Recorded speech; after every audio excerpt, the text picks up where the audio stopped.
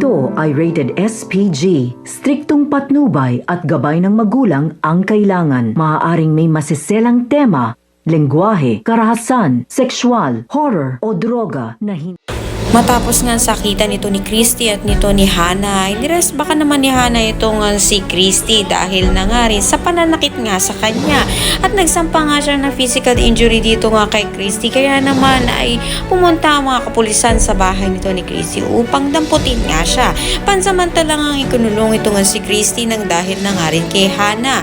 Nalaman naman nga ito ni Leon. Kaya naman nakipagkita siya dito at kinausap niya ito nga si Hannah dahil na nga rin sa wala namang kasalanan ginawa ito nga si Christy rito at bakit hindi nga raw niya tinitigilan ito. At ayon naman nga kay Christy, hindi siya titigil dahil na nga rin ito nga ang sinisisi pa rin nga niya sa pagkawala nga ng kanyang nag-iisang anak na si Billy. Hanggat nga raw hindi nga siya nakakapaghiganti dito nga kay Christy, pahihirapan niya nga raw ito. Ngunit hindi naman papayag ito nga si Leon dahil handa nga siya sa gera na gusto nga nito ni Hannah at gagawa siya ng paraan upang matigil na nga ito nga si Hannah sa kanyang pagpapahirap dito nga kay Christy.